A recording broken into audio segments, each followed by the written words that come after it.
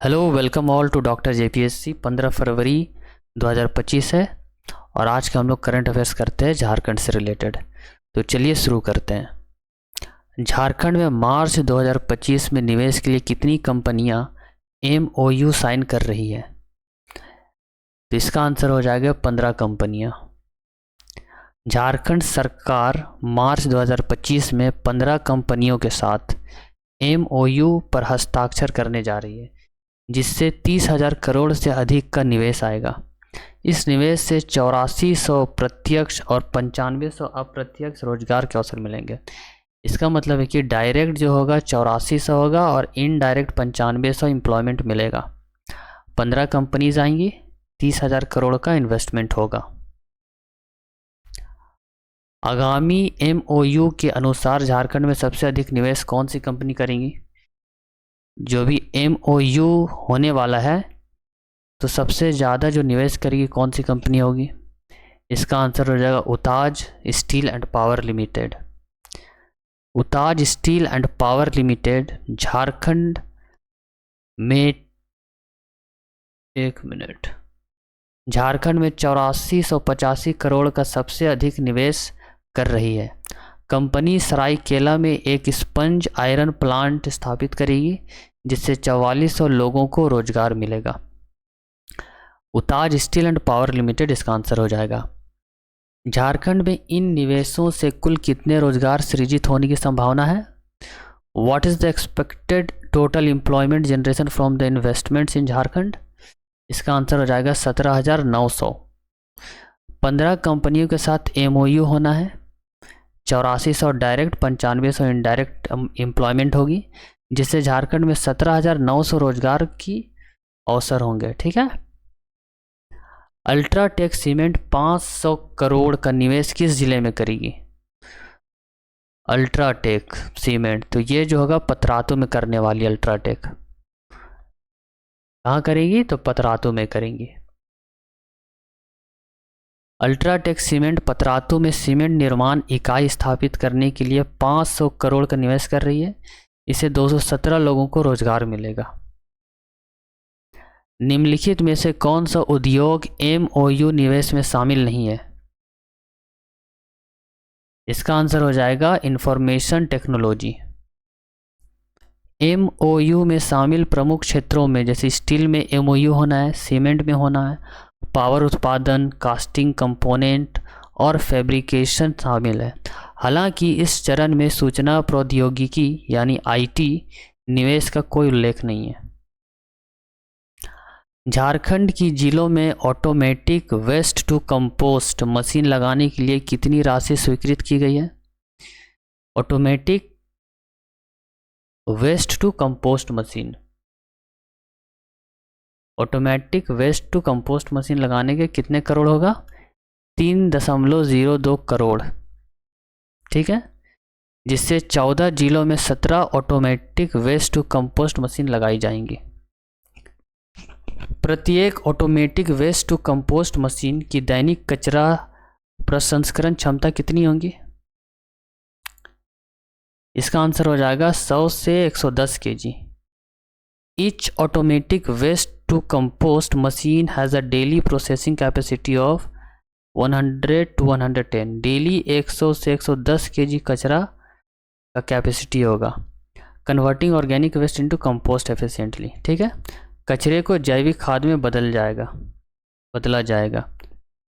पहले चरण में झारखंड की कितनी जिलों में automatic waste to compost machine लगाई जाएगी? तो झारखंड की 14 जिलों में लगाई जाएगी। झारखंड के 14 जिलों में लगाई जाएगी। निम्नलिखित में से किन जिलों में दो वेस्ट टू कंपोस्ट मशीनें लगाई जाएंगी? इसका आंसर हो जाएगा Hazaribagh and central. Hazaribagh central jail and Giridih jail में लगाया जाएगा। ठीक है, हजारीबाग केंद्रीय कारा, मेदिनीनगर और गिरिडीह जेल में दो वेस्ट टू कंपोस्ट मशीनें लगाई जाएंगी, जबकि अन्य जिलों में एक एक मशीन स्थापित होगी। झारखंड की जेलों में कचरे से बनने वाली खाद का मुख्य उपयोग क्या होगा? उसका मुख्य उपयोग होगा एग्रीकल्चर एंड फार्मिंग। झारखंड आंदोलन में सिख समाज से पहले आंदोलनकारी के रूप में किसे चिन्हित किया गया? यह हो जाएगा ज्योति सिंह माथुर। पहली बार सिख समाज से आने वाली रांची की ज्योति सिंह माथुर को झारखंड आंदोलन में सक्रिय भूमिका निभाने के लिए आंदोलनकारी के रूप में चिन्हित किया गया है। आंसर हो जाएगा ज्योति सिंह माथुर। निम्नलिखित में से कौन पद्मश्री मुकुंद नायक, हाल ही में अभी मुकुंद नायक जी को पद्मश्री मिला है, के पुत्र हैं और झारखंड आंदोलनकारी के रूप में चिन्हित किए गए हैं? इसका आंसर हो जाएगा नंदलाल नायक। आंसर हो जाएगा नंदलाल नायक। किस मंत्री की माता को झारखंड आंदोलनकारी के रूप में चिन्हित किया गया है? इसका आंसर हो जाएगा दीपिका पांडे। दीपिका पांडे की माता मदर को चिन्हित किया गया आंदोलनकारी में। ठीक है।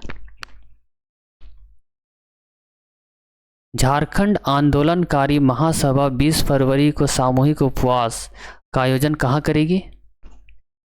इसका आंसर हो जाएगा बापू वाटिका मोराबादी। झारखंड आंदोलनकारी पहचान आयोग द्वारा हाल ही में कुल कितने आंदोलनकारियों को चिन्हित किया गया है? तो 17 आंदोलनकारियों को चिन्हित किया गया है।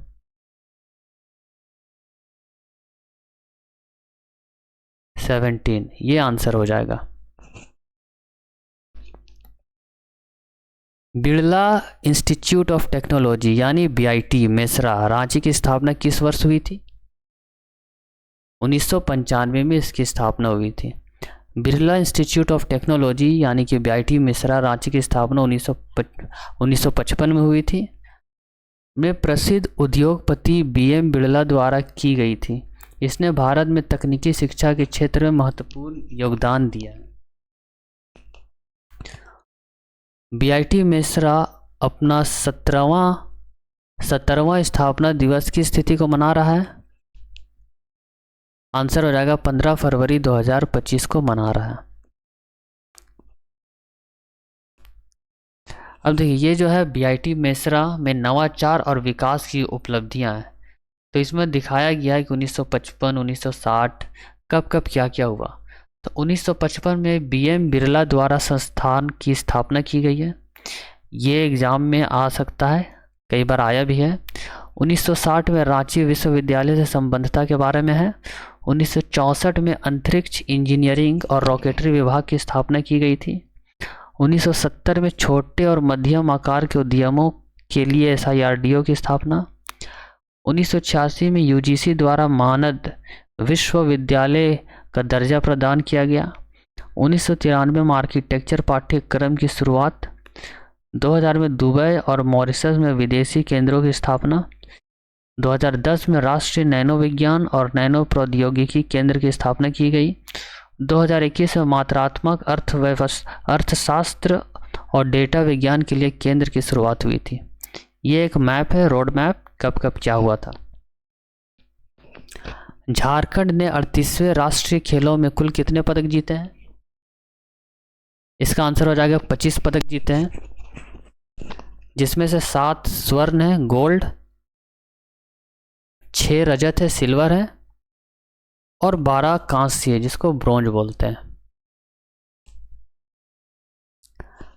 38वें राष्ट्रीय खेलों में झारखंड ने किस खेल में सबसे अधिक पदक जीते हैं? तो ये हो जाएगा लॉन बॉल्स में सबसे अधिक जीते झारखंड। लॉन बॉल्स में झारखंड खिलाड़ी ने कितने पदक जीते? 9 पदक, जिसमें से 5 स्वर्ण है, 2 रजत है, 2 कांस्य है। What was the Jharkhand rank in the 38th national games medal tally? तो झारखंड का रैंक कितना था 38वें राष्ट्रीय खेलों में? आंसर हो जाएगा 17वां। 38वें राष्ट्रीय खेलों के समापन की घोषणा किसने की? अमित शाह ने की। चंद्रपुरा में कितने ultra super critical power plant की योजना है?